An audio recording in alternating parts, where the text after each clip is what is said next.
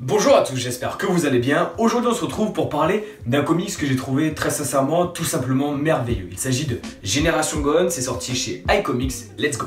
Dans cette histoire, on suit trois jeunes, Nick, Baldwin et Ellie, qui sont des hackers. Ils ont tous les trois une personnalité assez différente, mais ils ont tous les trois également beaucoup de points communs. Le premier, c'est tout simplement qu'ils n'ont pas une vie très facile et ils sont tous unis autour d'un but précis. Premièrement, ils sont unis parce qu'ils sont amis depuis des années et des années, mais également parce qu'ils ont besoin d'argent et vite.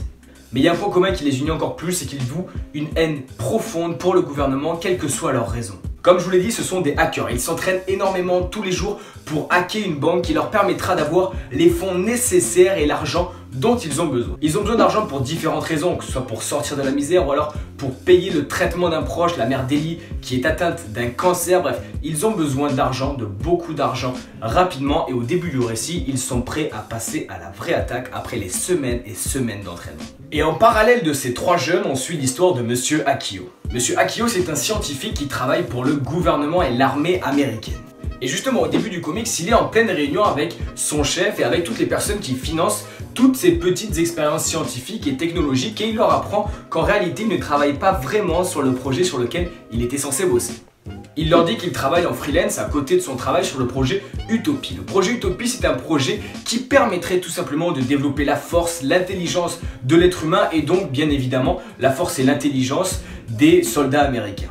Quand je vous dis développer l'homme en intégralité, c'est pas juste lui donner plus de force ou plus d'intelligence, mais carrément lui permettre de voler ou d'être complètement indestructible. Mais son chef, il croit pas du tout en son projet et il dit à Monsieur Akio de complètement abandonner ses lubies de projet Utopie et de se concentrer sur les petits projets qu'il lui avait donnés, ça ira bien comme ça. Sauf que Monsieur Akio, ça fait un certain moment qu'il surveille notre groupe de hackers. Il a capté que c'était des jeunes exceptionnels, plein d'ambition, plein de bonne volonté et de savoir, et qui pourraient vraiment faire quelque chose d'intéressant avec ces trois-là. Et alors que les trois hackers sont sur le point d'hacker la banque et enfin d'empocher le pactole qui leur permettrait de réaliser tous leurs rêves, il va se passer quelque chose de très chelou.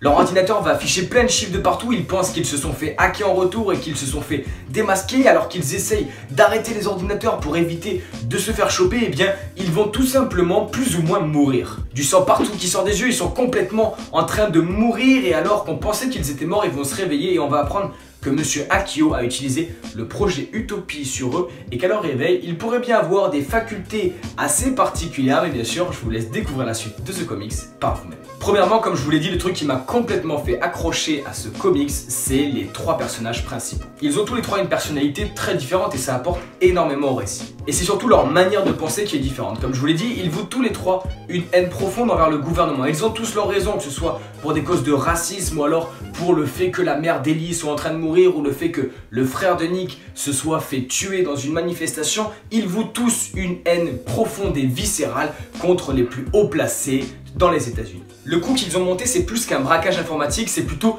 un énorme doigt d'honneur au gouvernement américain. Ce que j'ai beaucoup adoré aussi, c'est que ces trois jeunes qui ont clairement pas eu de chance dans leur vie, il leur arrivait pas mal de crasse, mais ils se laissent pas faire, ils se laissent pas abattre et ils continuent à croire, à rêver, même à rêver d'une Amérique, d'un gouvernement qui soit plus proche du peuple, d'un gouvernement différent dans leur vision. Quand j'ai lu ce comic, ça m'a beaucoup fait penser à la F-Society. La F-Society, c'est la société de hackers qu'il y a dans la merveilleuse série Mr. Robot qui a pour but de faire tomber le gouvernement américain. J'ai directement vu le lien entre cette série et ce film, je sais pas si c'est fait exprès, mais pour le coup, c'était vraiment kiffant.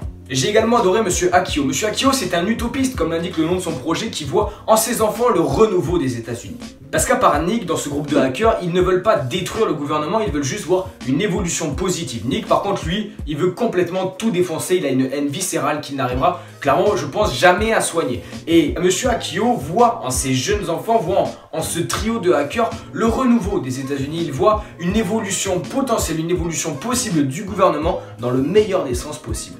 Ce que j'ai également adoré, c'est le rythme présent dans ce comics. À partir du moment où les trois hackers vont voir qu'on les surveille et qu'ils n'arrivent pas à hacker la banque, un véritable road trip va commencer, un road trip merveilleux qui fait qu'en fait, on commence le comics et puis on se retrouve à la fin sans s'en être rendu compte. Au dessin, on a André Lima Arolo. Clairement, je connaissais pas ce dessinateur, j'avais jamais lu de comics dessinés en tout cas par ce dessinateur. Je sais même pas s'il en a fait d'autres, mais les amis, quel trait merveilleux, quel dessin magnifique. Personnellement, ça a été un énorme coup de cœur. Premièrement, j'ai adoré le design qu'il donne aux personnages avec ces visages tous très significatifs, très particuliers, très précis et très travaillés, que ce soit dans les personnages ou dans le décor. Et en plus, ça suit parfaitement le scénario d'Ales Scott, alors tout est génial.